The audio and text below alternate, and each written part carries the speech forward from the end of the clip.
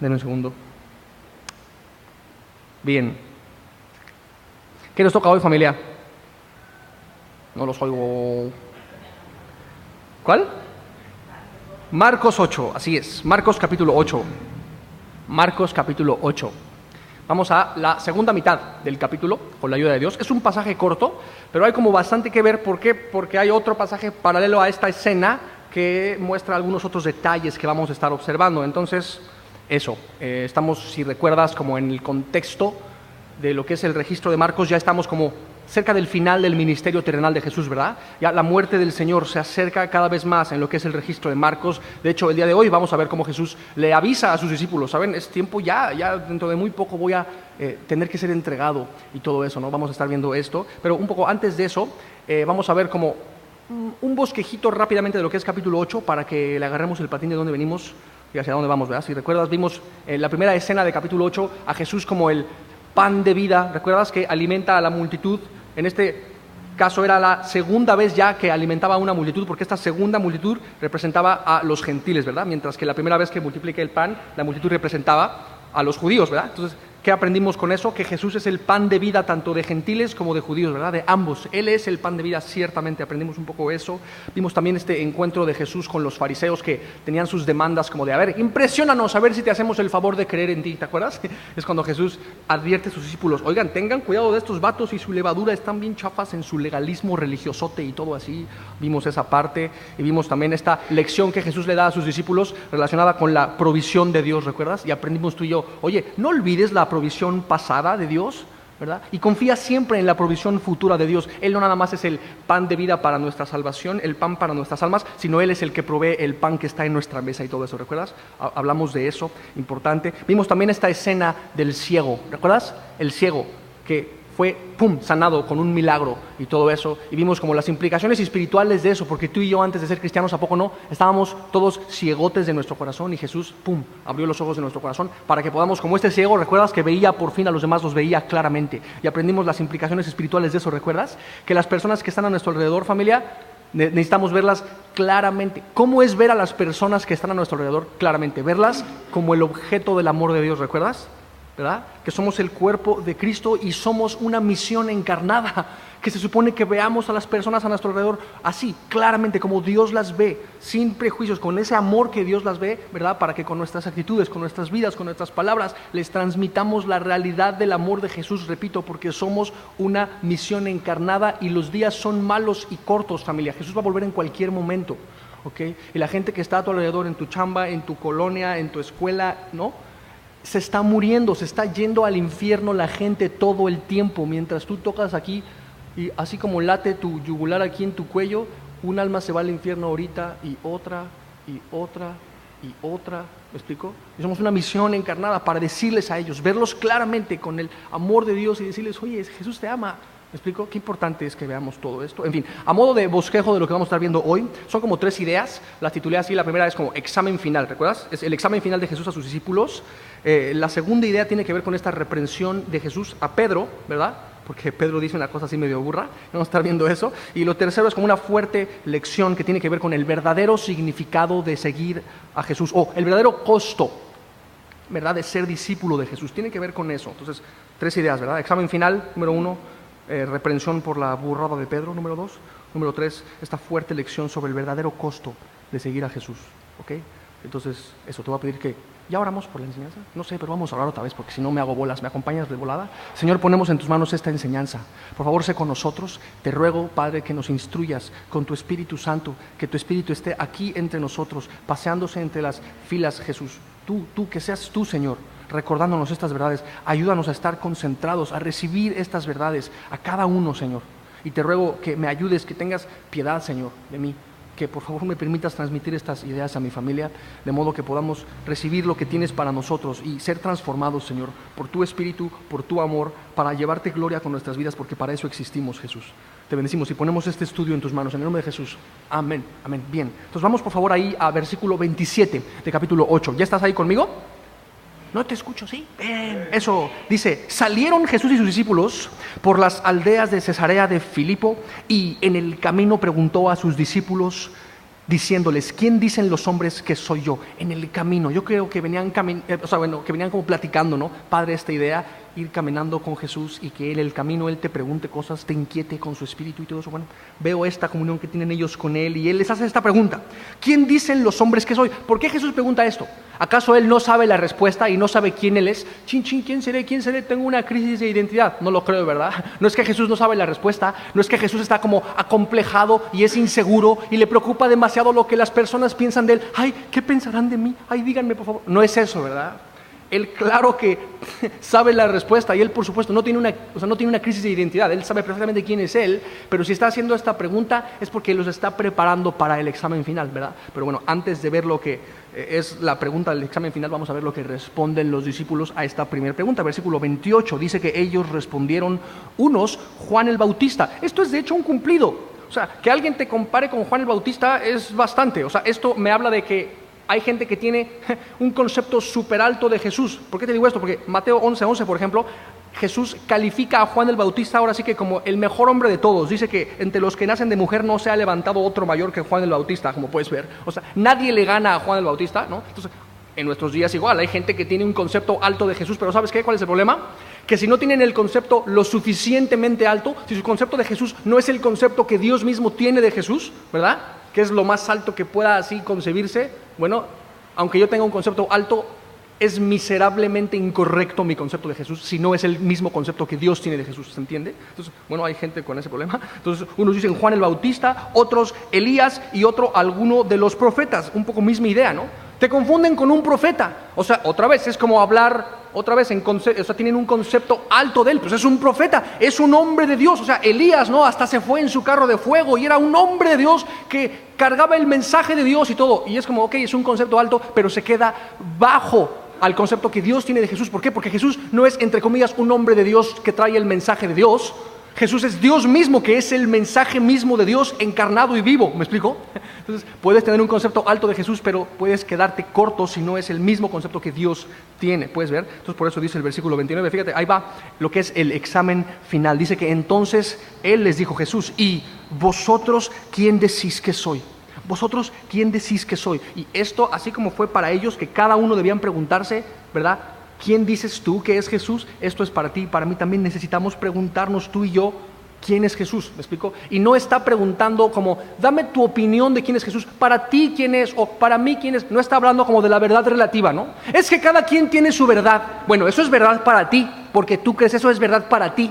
Pero para mí es verdad otra cosa, entonces es verdad para mí y todo eso, ¿no? No. Aquí no está hablando de verdad relativa, de que cada quien opine lo que le parece sobre Jesús, porque hay gente que tiene conceptos de Jesús como, sí, Jesús es una especie de alien que vino de otra galaxia y volverá porque Él es el Cristo cósmico, que es amigo de los aliens nórdicos y todo eso. No está hablando de que cada quien puede dar su concepto de Jesús, ¿verdad? Sino que tú contestes desde el fondo de tu corazón, o sea, ¿quién es para ti Jesús? Pero qué importante, porque es el examen final, qué importante es que sepas la respuesta. Y no se está refiriendo a saberse la respuesta como teológicamente correcta, sino entender lo que para Dios es Jesús y estar de acuerdo con lo que Dios dice de Jesús y confesarlo desde el fondo del corazón.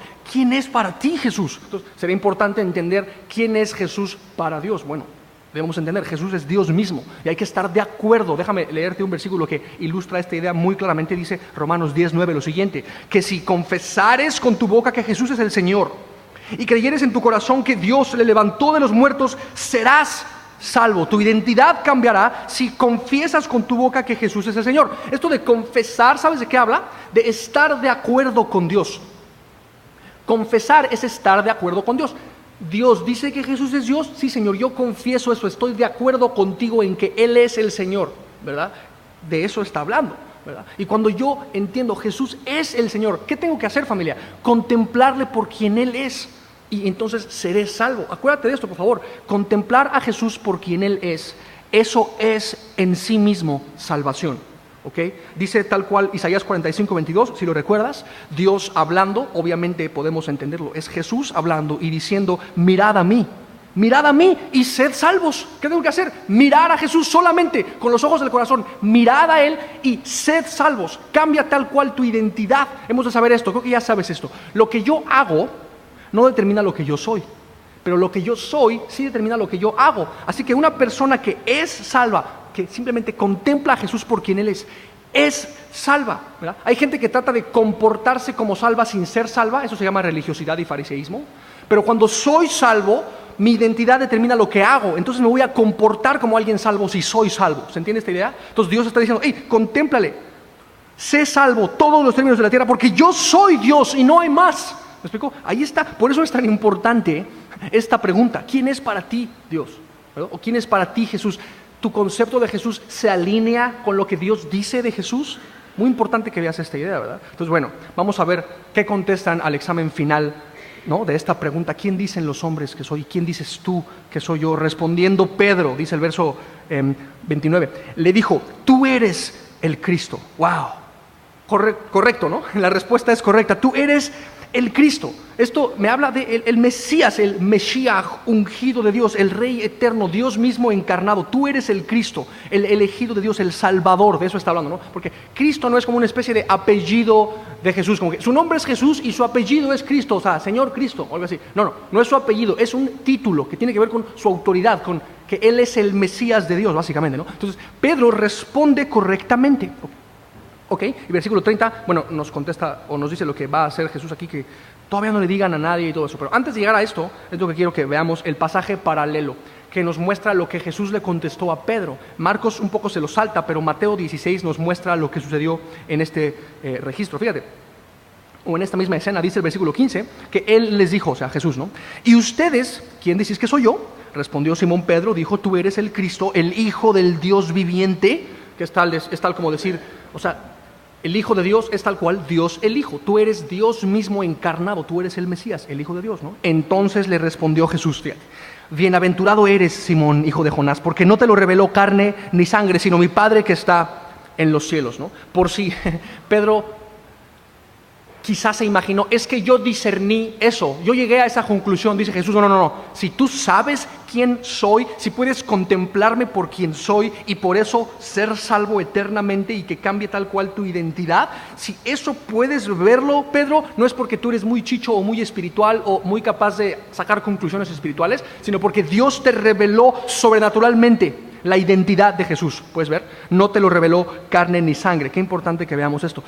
Hay un versículo que me muestra esta misma idea, pero en palabras de Juan, déjame te lo leo, está en Juan 1, 12 al 13, dice que a todos los que le recibieron, a los que creen en su nombre, es decir, aquellos que pueden ver a Jesús por quien Él es, porque eso es en sí mismo salvación, a ellos Dios les dio potestad, autoridad de ser hechos hijos de Dios, fíjate, los cuales no son engendrados de sangre. No es como que, ay, sí, yo soy de cuna cristiana, ¿verdad? No. Ni de voluntad de carne. Claro, porque yo hice mi análisis del griego y analicé y llegué yo me determiné que voy a ver quién es Jesús y yo digo que... O sea, no es de voluntad de carne, ¿verdad? Y tampoco es de voluntad de varón. No es como que, ay, sí, mi cuate me dijo cosas de Jesús, que me lo dijo así muy convincente. Es más, leí un libro así de un pastor que tiene muy sana doctrina y por eso concluí que Jesús es Dios. No es de voluntad de varón, sino de Dios. Puedes ver, solamente de manera sobrenatural Dios puede revelar a nuestro corazón, o sea, quién es Él. Y las implicaciones de esto, familia, son impresionantes, son fascinantes. ¿Por qué? Porque entender quién es Jesús realmente, repito, cambia mi identidad, pero no solo eso, cambia mi propósito y cambia mi destino, cambia quién soy, qué hago aquí y a dónde voy. Por eso es así de importante, ¿ok? Ese examen final, todos debemos responderlo desde el fondo del corazón. Realmente todos nacimos para hacer ese examen final, para decidir aceptar o rechazar la realidad de quién es Jesús a los ojos de Dios mismo, puedes ver, y estar de acuerdo con Dios en cuanto a la identidad de Jesús. Qué importante, ¿verdad? Y bueno, sigue Jesús diciéndole esto a Pedro, versículo 18 de Mateo 16, dice, y yo también te digo que tú eres Pedro y sobre esta roca edificaré mi iglesia, ¿no? Y hay algunos que piensan, ahí está, tú eres Pedro y sobre esta roca, porque Pedro significa roca y entonces Pedro es el primer papa. No, porque la palabra Pedro y roca, aunque se parecen en griego, no es la misma palabra, ¿ok? No está diciendo tú eres el primer papa y entonces por eso el papa es el vicario de Cristo y todo eso, no está diciendo eso. Está diciendo, tú eres Pedro y sobre esta roca, no tú Pedro, sino sobre la roca de la declaración de fe que acabas de hacer en cuanto a la realidad de quién soy yo, sobre esa realidad, sobre mi identidad, sobre eso yo edificaré mi iglesia, mi cuerpo. ¿Puedes ver qué importante? Y no puede estar hablando de que, entre comillas, el Papa es el fundamento de la Iglesia o algo así. ¿Por qué? Porque 1 Corintios 3:11, como puedes ver, nos aclara eso. Dice, nadie puede poner otro fundamento que el que está puesto ya, el cual es ¿quién, familia? Jesucristo, por supuesto, es el único fundamento. Entonces le dice, yo voy a edificar mi iglesia sobre tu declaración de fe, Pedro, que es yo mismo, la realidad de quién soy, ¿verdad? Yo soy Dios y no hay más, ¿no? Dice él. Y dice el versículo 18b de Mateo 16, y las puertas del Hades no prevalecerán contra ella. No van a prevalecer las puertas del inframundo en contra de la iglesia que yo estoy edificando con mi nombre. ¿Me explico? No van a prevalecer las puertas del inframundo. ¿Me explico? Y después, es que fuerte, ¿no? Aunque haya literalmente personas que paguen billones de euros para abrir esas puertas dimensionales, ¿verdad? Si has escuchado sobre el acelerador de partículas de CERN, un poco sabes a qué me refiero. Aunque el Papa esté gastándose quién sabe cuántos millones, ¿verdad? Tratando de abrir esos portales para que entren entidades antiguas y híbridos y aberraciones de ese tipo, ¿verdad?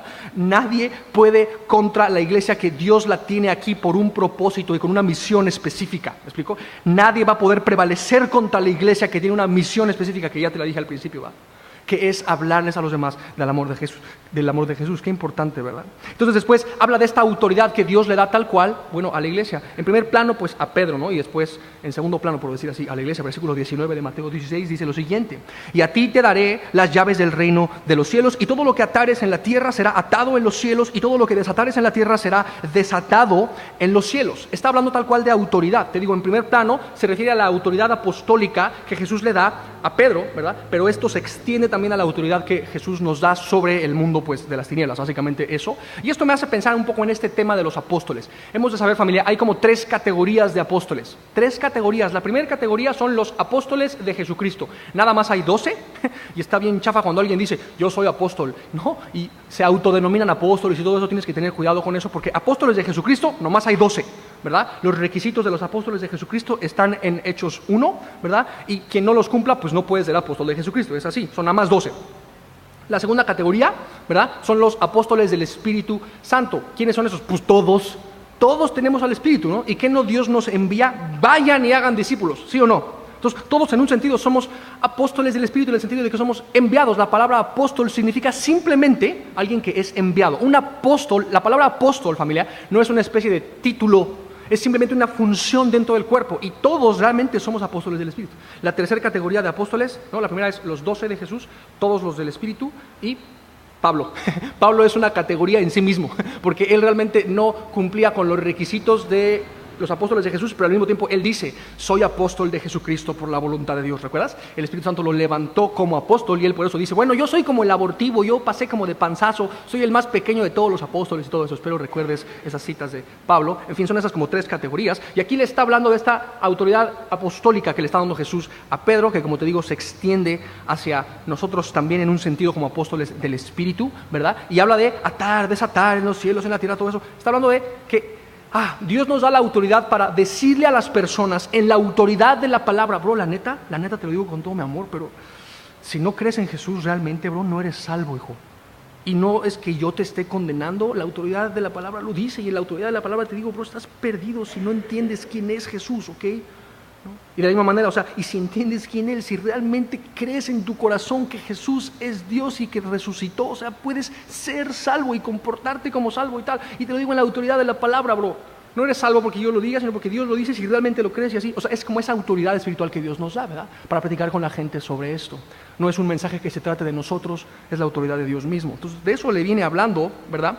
Y bueno, versículo 30, volviendo acá a Marcos 8, dice lo siguiente, ¿no? Pero él, o sea, Jesús les mandó que no dijesen esto de él a ninguno. Todavía no era tiempo, ¿verdad? En ese sentido de que se supiera así como en general, así que Él es Dios y todo eso, ¿no? Y esto de no es tiempo todavía, es una idea que se viene repitiendo desde capítulo 7, ya es la 4ª vez que aparece esta idea. Es un poco como, no es tiempo, lo interpretaría como ya casi, como mientras más se acerque el tiempo, es como que todavía no es, pero ya casi, entonces está haciendo cada vez más referencia a esta idea. Versículo 31, fíjate, es donde te digo que los va como Les va a advertir de que ya es tiempo de que Él parta. Dice, y comenzó a enseñarles que le era necesario al Hijo del Hombre padecer mucho y ser desechado por los ancianos, por los principales sacerdotes y por los escribas, y ser muerto y resucitar después de 3 días. Interesante, porque Él hace referencia a que es necesario que el Hijo del Hombre, este término completamente mesiánico, profético que parte de Daniel 7, no se está refiriendo como a la humanidad perfecta de Jesús, como diría Lucas o algo así. En este caso específico, por lo que viene hablando de que Él es el Cristo, está hablando, repito, de un término profético, mesiánico que aparece en Daniel 7, y Él dice, ¿no? Es necesario, no hay opción, debe suceder esto, que el Hijo del Hombre, Cristo mismo, padezca mucho y sea desechado por los ancianos y por los principales sacerdotes y por los escribas, y sea muerto, y no solo eso, sino que sea resucitado después de 3 días. ¿Qué está haciendo Jesús realmente? Predicándoles el Evangelio, ¿no? El Evangelio es eso, familia. O sea, la realidad de que Jesús es Dios y murió y resucitó. Y de hecho, murió y resucitó conforme a las Escrituras. De hecho, 1 Corintios 15, no está en la diapositiva, pero no importa, lo platico de volada. Los primeros 4 versículos, Pablo define el Evangelio, que dice tal cual eso. Jesús es Dios, que murió y resucitó, y fue sepultado, bueno, antes de resucitar, obviamente, según las Escrituras, ¿no? Entonces, qué importante, porque Jesús está predicando el Evangelio de sí mismo de acuerdo a las Escrituras, y hemos de saber, hay Escrituras en el Antiguo Testamento que hablan de su muerte y su resurrección, ¿no? Y eso, por ejemplo, una cita sobre su muerte, Isaías 53 es muy claro, por ejemplo, ¿no? Una cita del Antiguo Testamento sobre su resurrección, Salmo 16:10, esa sí la puse, ¿no? Cuando dice, no permitirás que tu santo vea corrupción, por ejemplo, ¿no? Él les está, repito, predicando el Evangelio, o sea, de acuerdo a las Escrituras. Pero fíjate esto, porque son conceptos súper contrastantes, ¿no? Decir, es necesario que yo, el Hijo del Hombre, Cristo, padezca un buen y muera y sea crucificado, pero soy Cristo. Es como que, esto creo que hizo shock en la mente de los discípulos, ¿no? De hecho, dice el versículo 32, esto les decía claramente, es decir, las verdades contrastantes en cuanto a la realidad de su sufrimiento según las Escrituras y la realidad de su resurrección según las Escrituras, se los decía claramente, pero ellos como que no, o sea, ¿cómo? O sea, no, pero eso se contradice, o sea, porque, o sea, ¿cómo? ¿Sufrir? ¿Debilidad? ¿Cómo eso no pasa si tú eres el Cristo? Porque el término Cristo, familia, tiene que ver así con libertad de la opresión del pie romano y todo eso, ¿no? Poder, victoria, tiene que ver con un dominio extremo, no sé qué. Entonces, el Cristo morir en debilidad, en muerte, como un criminal avergonzado, humillado, desnudo, desangrado, abandonado en una cruz, o sea, no. Es como que, no, o sea, ¿cómo? Te digo, les hizo como shock, ellos no entendían muy bien, pero dice que esto les decía claramente, no era para que ellos dudaran, ¿verdad? Pero ellos no lo entendían, repito, porque tenían un concepto como incompleto de la verdad de Dios, ¿verdad? Entonces, bueno, es por eso que Pedro contesta en verso 32, fíjate que entonces Pedro le tomó aparte y comenzó a reconvenirle, dice el pasaje paralelo, como puedes ver también ahí en Mateo 16, dice lo siguiente, ten compasión de ti, en ninguna manera esto te acontezca. Otra versión dice, ¿no?, que Pedro lo comenzó a corregir por decir semejantes cosas y que dijo algo así como, Dios nos libre, Señor, no, eso jamás te sucederá a ti. ¿Por qué contestó esto si les dijo claramente que debía morir y resucitar? ¿Por qué contestó esto Pedro? Porque él no estaba considerando las palabras de Jesús en ese momento, que se las dijo claramente. No estaba considerando las profecías del Antiguo Testamento, como que le faltaba leer su Biblia a Pedro, ¿verdad? Así como a muchos, ¿verdad? De pronto nos falta leer nuestra Biblia, entonces no entendemos muchas cosas, ¿no? En fin, eso, no leía su Biblia, no consideró las palabras de Jesús tal cual, y aparte probablemente Pedro sintió como cierta confiancita porque dijo, yo ahorita fui bienaventurado porque dije que Jesús es el Cristo y no sé qué, y contesté bien la respuesta la pregunta del examen final, y nadie se atrevió a contestar más que yo. Entonces quizá se jactó un poquito, se sintió como una confianza, se sintió como muy espiritual, entonces trató como de coachar a Jesús. Mira Jesús, a ver, no, qué pacho, mira, estás confesando negativo, no hables negativo, se te va a cumplir, si sigues hablando negativo, se te va a hacer realidad, entonces no, cancela tu lengua, y quién sabe qué, ¿no? Declara positivo, porque si no, quién sabe qué. Probablemente algo así pensó Pedro, ¿verdad? Y estaba bien chafado. Entonces, por eso vemos la respuesta de Jesús, que le dice, o sea, pero él, Jesús, ¿no?, volviéndose y mirando a los discípulos, reprendió a Pedro, diciendo, quítate de delante de mí, Satanás, porque no pones la mira en las cosas de Dios, sino en las de los hombres. Chin, se lo puso como chancla, básicamente. Interesante, porque le dice esto luego de haber sido superusado por Dios, ¿no? Después de haber sido un instrumento en manos de Dios para que tú y yo entendamos, o sea, la identidad de Jesús, que debemos abrazarla tú y yo por fe para literalmente ser salvos. Y vimos este testimonio de una persona que es bienaventurada y su identidad, propósito y destino son transformados radical y eternamente por decir quién es Jesús. ¡Wow! Vaya instrumento de Dios, ¿no? Y unos segundos después, un versículo más adelante, Pedro es utilizado como un instrumento en manos de Satanás. Interesante, porque Pedro no sabía que había sido un instrumento en manos de Dios. De hecho, Jesús tuvo que informarle: no te lo reveló carne ni sangre, ¿verdad? No lo sabes, pero fuiste un instrumento en manos de Dios. De esta misma manera, creo que Jesús le está en parte, por lo menos como informando. O sea, me refiero a que Pedro no necesariamente, más bien, Pedro no sabía que estaba realmente siendo un instrumento en manos de Satanás, ¿no? Por eso lo reprendieron bien duro, pero te repito, o sea, dando el beneficio de la duda a Pedro y siendo como obvios. O sea, Pedro no estaba buscando ser instrumento de Satanás. No es que Pedro dijo: ñaca, ñaca, ahora voy a formar parte de la agenda satánica y voy a decir cosas bien del diablo. O sea, no estaba pensando eso Pedro. Y de aquí extraemos un precepto muy importante, ¿no? O sea, porque aunque fue probablemente con muy buena intención, no, declara positivo. O sea, quizá fue buena intención, pero fue pésimo lo que dijo y fue satánico con todo y su buena intención. Entonces piensa esto: no tienes que estar poseído por Satanás para ser usado por Satanás. No tienes ni siquiera que estar enterado de que eres instrumento de Satanás para ser un instrumento de Satanás. ¿Puedes ver esta idea? Fue el caso de Pedro, ¿no? Entonces, él estaba todo despistado en su perspectiva, ¿no? Toda de los hombres, como dice ahí, pones la mira en las cosas de los hombres. Entonces, Satanás utilizó este despiste, este desenfoque de Pedro, ¿verdad?, para tratar de hacer a Jesús dudar. O sea, el diablo quiso hacer esto, ¿no? Y fuerte, porque, o sea, quizá podríamos pensar: ay, qué exagerado Jesús, porque dijo: quítate de mí, quítate delante de mí, Satanás. Ay, qué exagerado, qué dramático. No fue dramático. O sea, tal cual era un ataque satánico que estaba buscando hacer eso, que Jesús dudara de su misión. Jesús tenía súper clara su misión, ¿me explico? Él sabía que su muerte era parte del plan. ¿Qué digo parte del plan? La muerte de Jesús es en sí misma la consumación del plan de Dios, ¿me explico? Jesús entendió desde el principio: yo nací para morir realmente. Y Satanás, ahí en medio, usando a Pedro, le dijo: no, eso no tiene que pasar, porque no sé qué. No sé si me explico, ¿no? Entonces Jesús por eso lo reprende fuerte: quítate, diablo, ¿no? Con todo y su... Interesante, porque no reprendió a Pedro, sino al diablo en Pedro, ¿no? Otra vez está reprendiendo al diablo, con todo y que no está poseyendo a Pedro, lo está como dominando en un sentido y está reprendiendo tal cual al diablo y todo. Y dice tal cual. ¿Por qué? Porque no pones la mira en las cosas de Dios, sino en las cosas de los hombres. El hombre, ¿en qué piensa? En lo temporal, en lo cómodo, ¿verdad? Mientras Dios piensa en lo eterno, en lo que no necesariamente va a ser cómodo, ¿verdad? El hombre, ¿en qué piensa, familia? En prosperidad, ¿verdad? Dios, mientras, ¿en qué piensa? En santidad, en sacrificio, ¿no? No en que todo sea fácil, sino que implica un esfuerzo de lo espiritual. No sé, muchas cosas como contrastes entre lo que es de los hombres y lo que es de Dios. El hombre está pensando en influencia, en poder. Dios está pensando en pureza, por ejemplo, ¿no? El hombre piensa en lo material, mientras Dios piensa en lo espiritual. No sé si me explico. Entonces, ese es un enfoque que traía Pedro todo satánico, básicamente, ¿no? Y está bien fuerte esto que digo, o sea, de que fue usado por Satanás en un momento, usado por Dios en un momento y luego después usado por Satanás, ¿no? O sea, y es como que en parte, no sé si va a hacer sentido lo que voy a decir, pero en parte nos trae cierto consuelo, ¿no? Porque de pronto tenemos esta idea de que los personajes en la Biblia eran vatos así que nunca se equivocaban, o sea, vivían vidas tan perfectas que hasta salen en la Biblia. Es como que, espera, el mismísimo apóstol Pedro, o sea, la declaración del apóstol Pedro es el fundamento sobre el cual Dios mismo va a construir su iglesia. Es como que, wow, un vato que dijo algo bien extremo y después dijo algo bien chafa y bien satánico, bien tarugo, ¿me explicó? Entonces, esto en un sentido pues nos trae esperanza, ¿no? O sea, porque, no sé si me explico, nos pasa a nosotros todo el tiempo esto, ¿no? Que podemos, sí, ciertamente ser llenos de Dios y decir cosas súper de Dios, pero a veces estamos todos llenos de nosotros mismos y decimos cosas todas del diablo, ¿me explicó?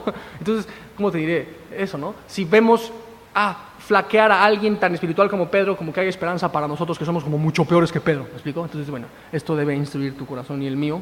Y bueno, ¿cómo podemos entonces hacerle para que no nos pase lo que a Pedro, ¿verdad? Bueno, debemos transformar nuestra mente, es tal cual lo que dice Romanos 12, 1 al 2, como puedes ver. Dice: oye, no te conformes a este siglo, sino transfórmate por medio de la renovación de tu entendimiento para que compruebes ciertamente cuál es la voluntad buena de Dios, agradable y perfecta. Transforma tu mente, medita en la palabra para que tu perspectiva sea la de Dios y no la de los hombres, ¿me explico? Y como a modo de 3 como aplicaciones, o sea, no debemos ignorar la palabra, ¿verdad? Lo que Jesús ya había dicho, las escrituras del Antiguo Testamento que hablaban de su muerte, resurrección, o sea, no ignores la palabra. ¿Por qué? Porque sin darte cuenta muchas veces y con todo y tus buenas intenciones puedes empezar a decir sandeces satánicas, ¿ok? Entonces necesitas no ignorar la palabra, de eso está hablando. Número 2, cuidado con jactarte de pronto si por pura gracia llegas como a proceder de manera espiritual, ¿no? Como Pedro, que hasta dijo la respuesta del examen, súper correcto y todo. Cuidado si procedes espiritualmente de manera correcta, cuidado con jactarte, porque Pablo mismo dice, ¿no? Así que el que piensa estar firme, mire que no caiga. Puedes ver 1 Corintios 10:12, ¿no? Mira que no caigas, o sea, ten cuidado, no te jactes si procedes bien, porque si procedes bien es por pura gracia, ¿verdad? Y número 3, qué importante tener una perspectiva completa, familia, en cuanto a la verdad de Dios. O sea, ellos probablemente solo pensaban como en gloria temporal sin pensar en la cruz. No, espérame, no debemos pensar solo en gloria y ya porque la gloria incluye la cruz. No debemos pensar solo en la cruz porque la cruz incluye la gloria. Entonces necesitaban tener esa perspectiva como completa, ¿me explico? Ellos, si recuerdan, los discípulos de pronto tenían este concepto de Jesús como Mesías, como una especie de Mesías humano-temporal político, que los iba a venir a librar de la opresión romana, ¿no? En parte eso es verdad, supongo, sí, Jesús nos va a librar de la opresión política en algún momento, pero eso espera un cumplimiento lejano. Él realmente viene a librarnos de algo mucho más allá que una opresión política, ¿me explico? Sería incompleto pensar eso nada más. O sea, Jesús nos va a librar de algo mucho peor, repito, que la opresión política. Él viene a librarnos tal cual de Satanás mismo, ¿me explico? Exacto, viene a librarnos, te digo, se me fue la idea. De algo mucho peor que ¿qué te dije?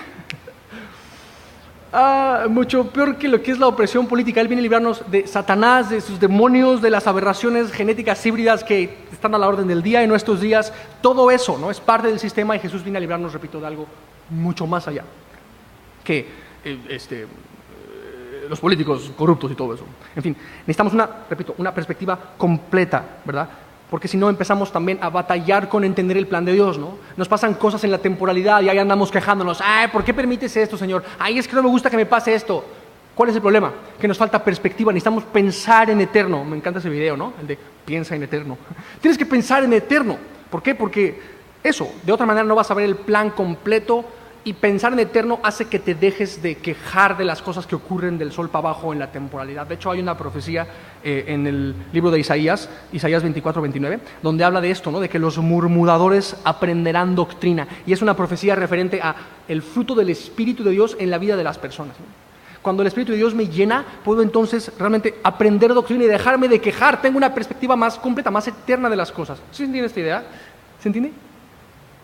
Y dices, no entiendo nada. ¿Sí entiendes o no? ¿Más o menos? ¿Está haciendo sentido? Espero que sí. En fin, vamos a la última sección. Ya vimos entonces esto del examen final, ¿verdad? Ya vimos la reprensión a Pedro y viene esta fuerte lección sobre el verdadero costo de seguir a Jesús, el verdadero discipulado. Dice el versículo 34, que llamando a la gente y a sus discípulos les dijo, si alguno quiere venir en pos de mí, niéguese a sí mismo y tome su cruz y sígame. Wow. Ya de por sí era bien duro lo que ellos iban a enfrentar. Ellos tenían que enfrentar ver a su Señor morir. Eso ya de por sí es difícil. Aquí lo que les está diciendo es, ustedes de hecho deben morir tal cual como yo voy a morir. Y créeme, ellos entendieron a la perfección lo que Jesús se refería cuando dijo tome su cruz. O sea, ¿me explico? La cruz era, familia, un instrumento de muerte. Les está diciendo, ustedes deben tomar su instrumento de muerte e ir directo hacia su ejecución, tal como yo iré directo a mi ejecución. O sea, no es que los discípulos, cuando escucharon este término de cruz, no es que lo relacionaron. La cruz, claro, es un símbolo religioso, ceremonial, de tradición de abuelitos y de sentimientos espirituales. O sea, no, ellos no pensaron en eso cuando escucharon la palabra cruz, ¿ok? Tampoco interpretaron la palabra cruz como, sí, estas cosas o personas que me molestan, esta persona es mi cruz. O sea, no pensaron en eso, ¿ok? Tenían un concepto claro de la palabra cruz, o sea, es una muerte segura, es un instrumento para una muerte hostil, humillante, dolorosa, sangrienta, violenta, vergonzosa e irreversible. ¿Okay? Ellos entendieron esto, créeme, ¿no? Y es bien trágico como a lo largo de la historia, familia, hemos tal cual suavizado, ritualizado, minimizado el significado de la cruz. y lo relacionamos con joyería o con persinarnos o algo así, ¿no? Cuando, o sea, no es eso. Si no nos impacta profundamente la palabra cruz, es por la sencilla razón de que no entendemos lo que significa. De hecho, si no nos impacta la palabra Cristo, es tal cual porque porque no entendemos lo que significa. De hecho, esta cita me pega muchísimo, ¿no? Dice, si no te impacta sobremanera el concepto de Cristo crucificado, si pensar en esa idea no transforma radical y dramáticamente tu vida para siempre, si no te impacta indescriptiblemente la idea de Cristo crucificado, es o porque no entiendes la palabra Cristo o porque no entiendes la palabra crucificado. Pero si entiendes lo que eso implica a la luz de la Biblia, transforma pensar en eso, ¿no? Por lo que te decía, ¿no? O sea, Cristo habla de triunfo de Dios mismo, el Mesías, o sea, Dios encarnado, poder extremo, ¿no? Y crucificado, o sea, tiene todo que ver con vergüenza, con morir asesinado, desangrado en una cruz. Es como que eso no pasa, pero al mismo tiempo eso es poder de Dios. Es lo que decía Pablo, ¿recuerdas en 1 Corintios 1:23? Él dice, nosotros predicamos a Cristo crucificado. Ese es nuestro mensaje, no cualquier otra cosa. Predicamos a Cristo crucificado. Para los judíos ciertamente tropezadero, para los gentiles locura y todo eso. Pero ese concepto, familia, es tan tenso, tan contrastante, tan contradictorio, que genera tal tensión que es en sí misma esa tensión poder para salvación. O sea, de eso habla tal cual 1 Corintios 1:18, como puedes ver también. Dice Pablo, ¿no? Porque la palabra de la cruz es locura a los que se pierden, pero a los que se salvan, esto es a nosotros, ¿es qué? Por favor, dilo conmigo, es poder de Dios. O sea, el mensaje de Cristo es poder de Dios, ¿ok? Dios despliega la totalidad de su gloria en la muerte violenta y sangrienta de Dios el Hijo, ¿ok? De eso está hablando. Es el poder para salvación eterna del alma de todo aquel que entiende y recibe y cree en la realidad de Cristo crucificado. ¿Me explico? Qué importante es que ese sea entonces nuestro mensaje, ¿no? O sea, si somos el cuerpo de Cristo, que le platiquemos a otros estas verdades tensas, ¿no? Es importante porque aquí está realmente el poder de salvación. Una iglesia, y no me refiero a una iglesia como un lugar en donde nos reunimos, no, la iglesia son las personas, ¿ok? Una iglesia, una asamblea de creyentes que camina en el poder de Dios es una persona que cree en el Evangelio y predica el Evangelio, es eso. Y debe ser nuestro mensaje, ¿me explico? Y esto me recuerda a como ejemplo famoso, ¿no? De esta iglesia que comenzaron ahora sí que caminando en el poder de Dios, que es el poder de su evangelio, y predicaban a Cristo crucificado, y en la entrada de la iglesia pusieron un letrero bien grande que decía, nosotros predicamos a Cristo crucificado. Y como que no era muy popular de pronto que tuvieran ese mensaje ahí, entonces empezaron a pensar, ¿sabes qué? La palabra crucificado suena como muy agresivo, ¿por qué no se la borramos ahí? Entonces vamos a decir, nosotros predicamos a Cristo, ahí está. Ya no suena como tan tenso el mensaje, ya no tenemos que mencionar el pecado tanto porque Jesús fue crucificado por nuestro pecado. ¿Me explico? Entonces ya no tenemos que mencionar, le quitamos ahí la palabra crucificado. Y después resultó que nosotros predicamos a Cristo, suena como que no, los de otras religiones no se van a identificar, entonces vamos a quitarle también la palabra a Cristo. Nosotros predicamos, ¿no? Entonces ya es un poco más cómodo, ¿no? Ya puedes hablar de cualquier cosa, puedes tener un mensaje ecuménico, ¿no? Y sigo predicando, porque pues, nosotros predicamos. ¿Qué predicas? No sé, pero sigo predicando, ¿no? Como más cómodo. Y después como que, oye, pero el término predicando como que suena medio religioso, ¿por qué no le borramos eso? Entonces se quedó como en nosotros. Y fue una iglesia que se convirtió en la tragedia de un club social. ¿Puedes ver? ¿Y por qué te digo esto? Porque esto es una realidad, familia, en cualquier cantidad de miles de iglesias en el mundo, incluyendo Monterrey, ¿ok? Y es bien trágico, de verdad. Porque esas personas ya no están en el poder de Dios, que es su evangelio. Estas dos verdades súper contrastantes, ¿no? Dice el Salmo 85:10, ¿no? Que la misericordia y la verdad se encontraron, la justicia y la paz se besaron. Cuando piensas en la misericordia de Jesús, o la misericordia de Dios y la justicia de Dios son términos súper contradictorios, pero no es que se contradigan, sino que se besan en la cruz, ¿no? Vemos el juicio de Dios contra los pecadores en Jesús y al mismo tiempo el amor de Dios para con los pecadores en la cruz. Impresionante. Y eso es en sí mismo el poder de Dios. ¿Puedes ver? Entonces, bueno, se supone que prediquemos eso, repito. En fin, pensemos un poco, como volviendo a los días así de los discípulos. O sea, ¿cómo contestaríamos nosotros si Jesús nos dice esto? O sea, si quieres seguirme, debes tomar tu instrumento de muerte y caminar a tu ejecución. O sea, tal cual es lo que les está diciendo. Y para que me entiendas, o sea, si contemporarizáramos, ¿cómo se dice? Si hacemos como ese esa misma declaración contemporánea a nuestros días. O sea, haz de cuenta que Jesús te está diciendo, ok, si quieres venir en pos de mí, cava tu tumba, agarra una pistola cargada, dásela a un verdugo y deja que te vuele la tapa de los sesos. ¿Okay? Es como, ok, si quieres venir en pos de mí, ¿verdad? Dale una navaja a un musulmán y deja que te corte la cabeza. Te digo esto porque en nuestros días está sucediendo esto en Siria. Los cristianos están muriendo tal cual así. Les vuelan la cabeza. Literalmente los musulmanes les cortan el cuello. ¿Okay? Así está muriendo la gente ahorita. O sea, ellos ahorita están tomando ese versículo más literal que lo más literal que te puedas imaginar. A la gente le está costando la vida tal cual ser cristianos. ¿Okay? Esto es real en nuestros días, ¿no? Entonces imagínate que, o sea, es eso, ¿no? O sea, ser mi discípulo es un camino sin regreso, es ir directo a tu muerte. Y Jesús está diciendo, ese es el llamado de ustedes, ¿ok? No estoy diciendo necesariamente que todos entonces deberíamos buscar el martirio o buscar sufrir, porque créeme, o sea, el sufrimiento va a venir, lo busquemos o no lo busquemos, ¿me explico? Lo que sí estamos diciendo es que si llegan a venir aflicciones, sufrimientos, ¿sabes qué? Deberíamos aceptarlos, ¿verdad? No entre comillas para hacernos los valientes, ¿verdad? Con un sentido como de presunción. Yo sí soy de esos cristianos verdaderos, ¿no? Porque, o sea, ¿no? Y en un sentido como de autopromoción. Yo sí me sacrifico, no como otros. Obviamente no es así. ¿Por qué? Porque cargar nuestra cruz no tiene nada que ver con autopromoción, no tiene nada que ver con autoafirmación. Está hablando de un sentido inevitable de muerte violenta sin vuelta atrás, ¿ok? Y ¿sabes qué? Si no nos está tocando morir como a los de Siria en nuestros días, porque es lo que esto está sucediendo. Y dices, pero eso no sale en las noticias. No, pues claro que no. Las noticias nada más nos tienen bien zombies con pura tarugada, pero no nos dicen lo que realmente está pasando, ¿ok? La gente está muriendo por su fe en Medio Oriente, ¿no? De hecho, en América también hay persecución, no tan dura como en Medio Oriente, pero sí hay persecución en América. Y ¿sabes qué? Si aquí en Monterrey, si en México es un país como con libertad de culto, ¿sabes? Es por pura gracia. Si tú y yo tenemos permiso de hacer esto, de reunirnos a anunciar públicamente las verdades de Dios, es pura gracia. Decía John MacArthur, ¿no? La libertad de culto en América, te digo, no es que no haya persecución, pero sí hay mucho menos que en Medio Oriente. La libertad de culto en América realmente es una libertad. O sea, poder decirle a Jesús, Señor, sin que nos corten la cabeza, es una libertad que nos llegó, dice John MacArthur, en un río de sangre, ¿ok?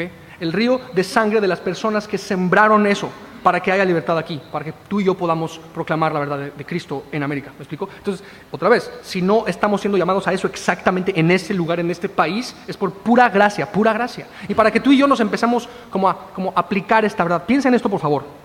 Un mártir no se caracteriza por la forma en la que muere, sino por la forma en la que vive. ¿Me explico? Déjame decirte eso otra vez. Un mártir o la vida de un mártir no se caracteriza por cómo muere, sino por cómo vive, o sea, realmente.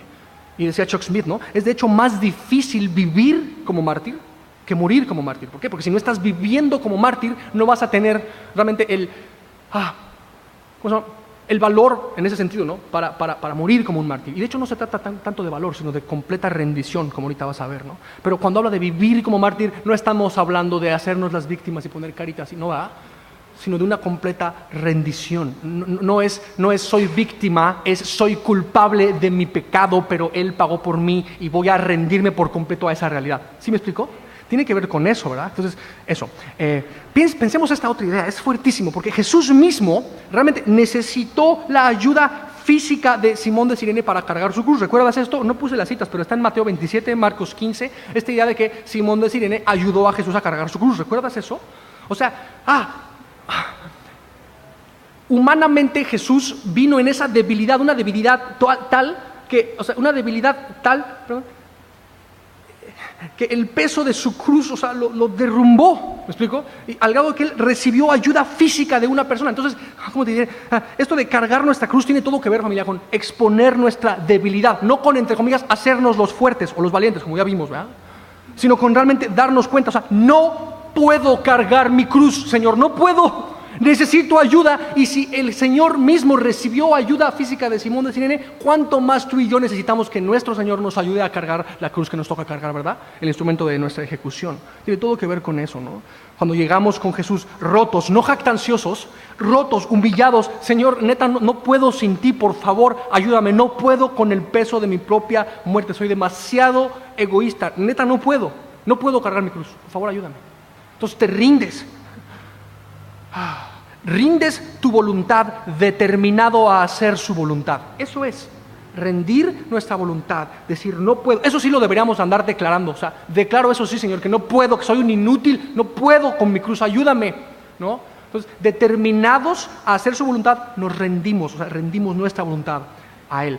Está impresionante porque en esa debilidad reconocida se manifiesta el poder de Dios. Fíjate lo que dice 2 Corintios 12:9, tal cual dice Pablo eso, ¿no? Que Jesús le dijo, porque mi poder se perfecciona ¿en dónde, familia? En la debilidad, ¿puedes verlo? Ahí está. Por tanto, de buena gana me gloriaré más bien en mis debilidades para que repose sobre mí, ¿qué? El poder de Cristo, ¿verdad? Me encanta eso. De buena gana me gloriaré. Por lo cual, versículo 10, por amor a Cristo me gozo en las debilidades, en afrentas, en necesidades, en persecuciones, en angustias, porque cuando soy débil entonces soy fuerte. Tiene todo que ver con exponer mi debilidad, y ahí hay poder sobrenatural. ¿Puedes ver? Rendir mi voluntad determinado a hacer su voluntad.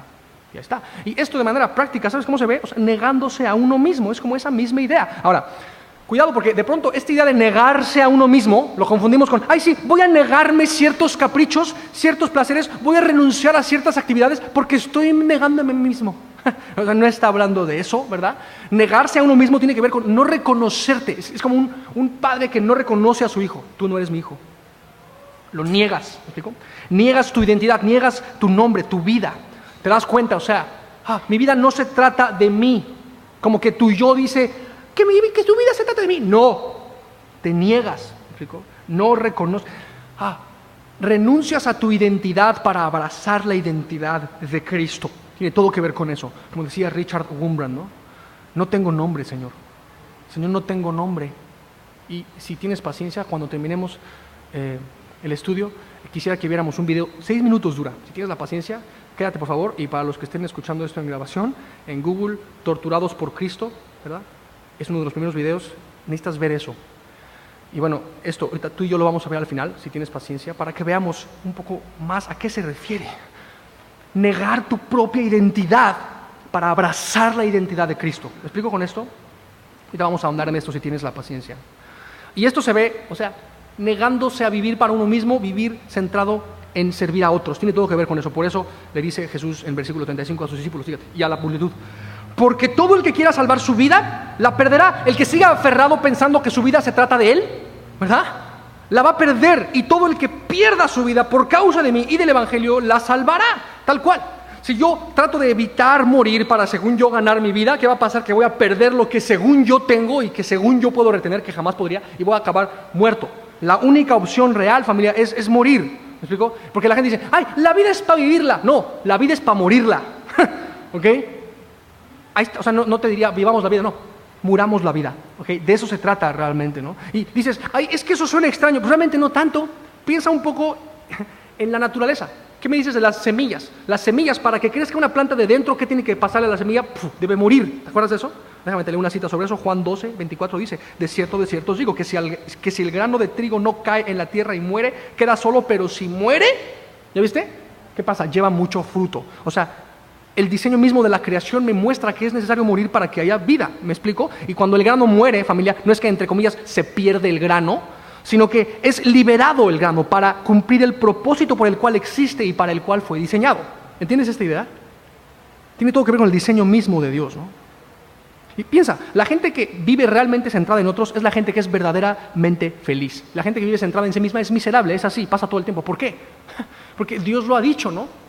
Dar es recibir, es más bienaventurado el que da que el que recibe. ¿Recuerdas Hechos 20:35 cuando citan las palabras de Jesús diciendo eso? Dar es recibir. Por eso cuando vivimos para dar, realmente somos bienaventurados. Juan 12:25 dice la misma idea. Fíjate, el que ama su vida la perderá, y el que aborrece su vida en este mundo para vida eterna la guardará. Órale. Y dices, ¿aborrecer mi vida? O sea, ¿cómo que aborrecer mi vida? No está hablando de una especie de sentir patético, depresivo, de odio todo, ya me quiero morir. No está hablando de eso, ¿verdad? Aborrecer tu vida, ¿verdad? En este mundo, para vida eterna, guardar la vida que Dios tiene, es un término como comparativo. O sea, es tan más grande tu amor por Dios que cuando lo comparas con el amor que tienes por tu propia vida, es como si aborrecieras tu vida en comparación con el amor que tienes por Dios. ¿Entiendes esta idea? Yo siempre lo he entendido así. Es como, piensa en $1,000,000, no sé, es un chorro de lana, ¿no? Que nos tardaríamos, no sé, toda la vida en gastárnoslos y no podríamos gastarnos. Es muchísimo dinero, 1,000,000. Pero ahora imagínate, compáralo con, no sé, $2 billones, algo así, ¿no?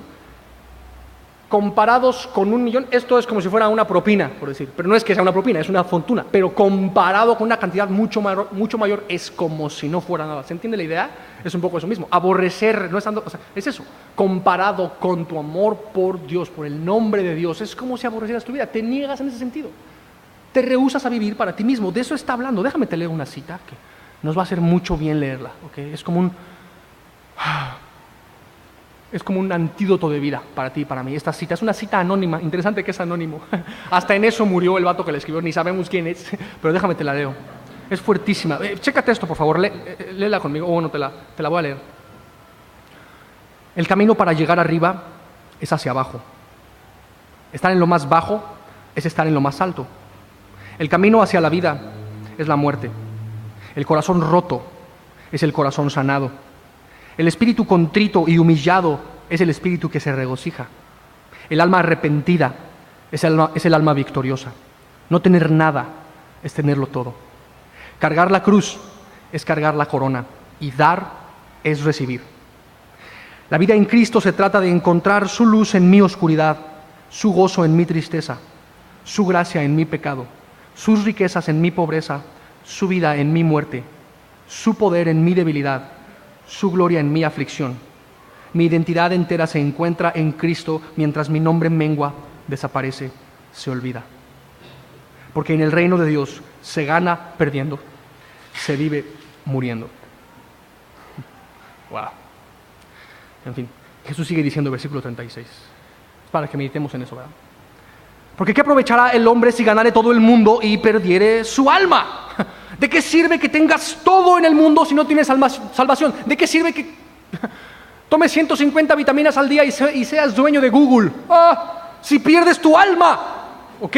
Básicamente, ¿de qué te sirve tenerlo todo si no tienes salvación? ¿Ok? Y la mayoría de personas, les preguntan, a ver, bro, ¿tú venderías tu alma por $1 billón? Y dicen, ay, para nada, yo jamás haría tal tontería, dice la gente, ¿no? La gente dice, yo jamás vendería mi alma por $1 billón, ¿no? Y eso decimos, pero ¿sabes qué? Tú y yo lo hicimos antes de venir a Cristo. No vendimos nuestra alma, se la regalamos al diablo por nada. ¿Me explico? Por instantes de placer regalamos nuestra alma y del diablo no nos dio más que muerte y humillación y ser miserables y estar esclavos de nosotros mismos y nuestras pasiones y nuestros sueños guajiros, ¿verdad? ¿Sí se entiende esta idea? ¿De qué sirve que tengas todo en caso que lo alcances si no tienes salvación? ¿De qué sirve que estés enfocado en quién sabe qué sueño guajiro que según tú vas a alcanzar y que lo más probable es que no lo alcances? ¿De qué sirve que estés aferrado a eso si pierdes tu alma? Dice Jim Elliot, no es un tonto el que pierde lo que no puede retener. ¿Cómo dice? No es un tonto el que gana lo que... ahí te va. No es un tonto el que renuncia a lo que no puede retener con tal de ganar lo que no puede perder. ¿Se entendió? No es un tonto el que renuncia a lo que no puede retener con tal de ganar lo que no puede perder. Me encanta esa idea, ¿no? Exacto. ¿De qué aprovechar? Si no tienes salvación, no hace nada hace sentido. ¿Me explico?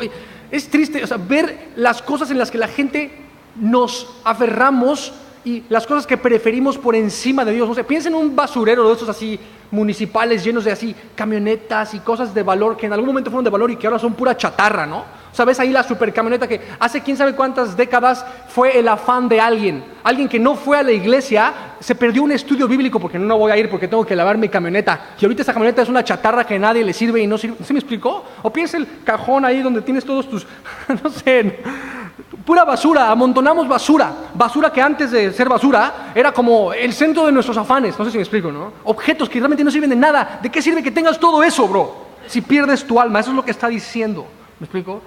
Nada es duradero, nada es suficiente aparte de la salvación en Dios. Y bueno, dices, ay, pero es que está bien difícil eso de negarme a mí mismo. Bueno, Jesús nos puso el ejemplo, Lucas 4, Mateo 4, ¿recuerdas? El diablo le ofrece a Jesús, todo esto te daré si postrado me adorares. ¿Y qué hizo Jesús? Nel. Solo al Señor servirás, ¿recuerdas? Y se negó a sí mismo en ese sentido. Él nos puso el ejemplo. Fíjate, ¿o qué recompensa dará el hombre por su alma? Ya vamos a terminar, pero fíjate esto. ¿Qué recompensa dará el hombre por su alma? Pregunta Jesús, ¿no? La idea es esta. No se supone que estemos calculando el precio de seguir a Jesús, porque allá estamos, ¿no? Tanta gente, ¿no? Me estás diciendo que me tengo que arrepentir y que tengo que... ¿y cuánto me va a costar ser cristiano? ¿A qué cosas voy a tener que renunciar? ¿A qué relación voy a tener que renunciar? ¿A qué hábito voy a tener que renunciar? ¿A qué actividad voy a tener que renunciar? ¿Cuánto me va a costar ser discípulo? Ya andamos calculando el costo, porque de hecho sería venderte un evangelio falso si te digo que no hay un costo por seguir a Jesús. Por supuesto que hay un costo, es un costo altísimo. Nos decía un maestro del instituto, ¿no? Convertirte en lo que Dios quiere que seas te va a costar todo lo que tienes y todo lo que eres. Es la única opción. Entonces no estamos diciendo que no tiene un costo seguir a Jesús, por supuesto que lo tiene.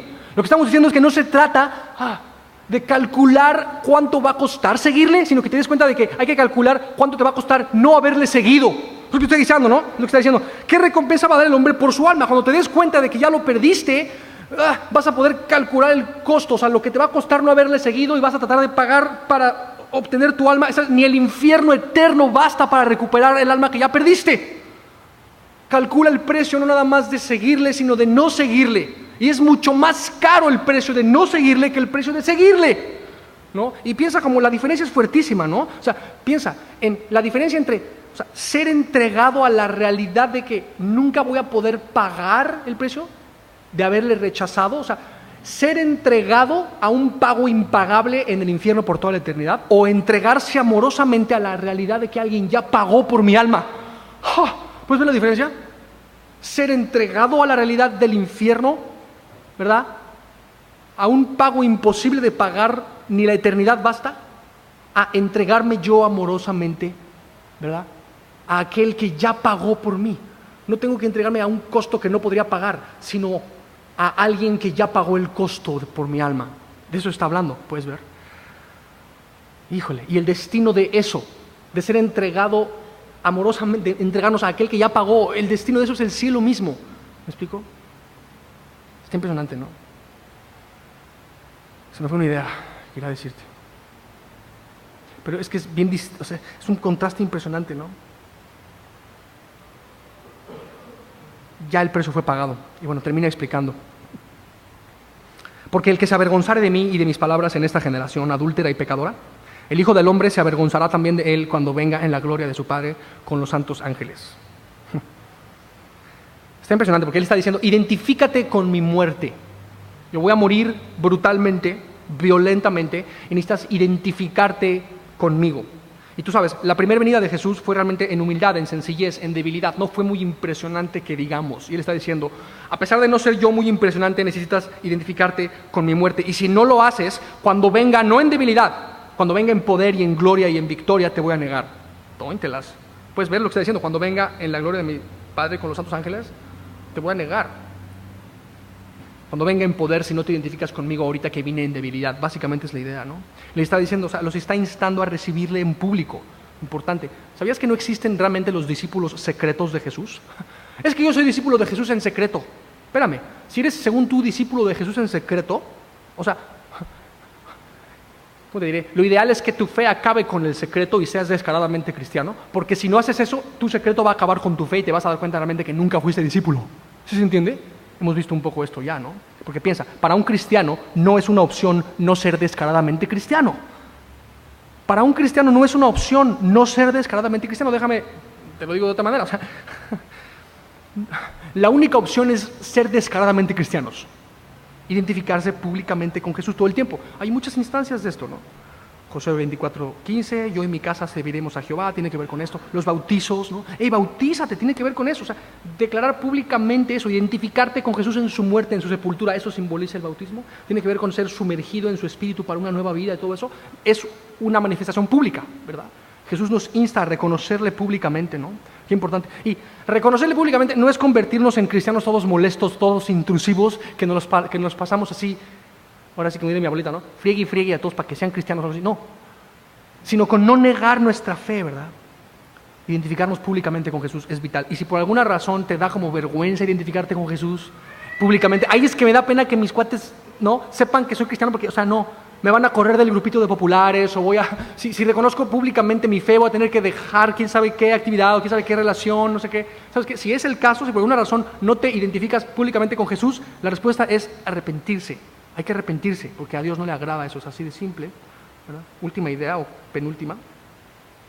Muchos batallan con identificarse públicamente con Jesús porque piensan, o sea, es que me va a costar mi individualidad. Yo no quiero ser como todos, dicen, ¿no? Yo no quiero conformarme al sistema y si me hago cristiano me voy a hacer como todos. Es como, no. De hecho, el único que está realmente en contra de todo el sistema es Jesús. Realmente, ¿me explico? Y Él nos ha llamado a rebelarnos contra la tiranía del sistema de nuestra carne, de las tradiciones de los hombres. Es de hecho bueno, ojo, que los esclavos del sistema y del diablo se rebelen contra sus amos. Dios nos está invitando, no a conformarnos al sistema, sino a rebelarnos contra el sistema. No está hablando de convertirnos en una bola de revoltosos, ni mucho menos, sino de rebelarnos en ese sentido, ¿no? O sea, al amo antiguo que es el diablo y al amo del sistema y todo eso. Y rápidamente, como paréntesis, porque hace poquito platicábamos esto, ¿no? Dios no tiene un problema con el concepto de esclavitud, ¿sabías? Dios no tiene un problema con el concepto de esclavitud.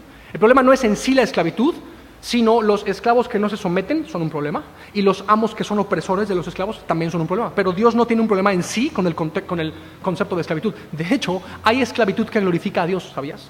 Y para nosotros es como difícil entender ese término, pero realmente, o sea, en el cielo vamos a ser siervos de Dios por toda la eternidad, ¿qué no?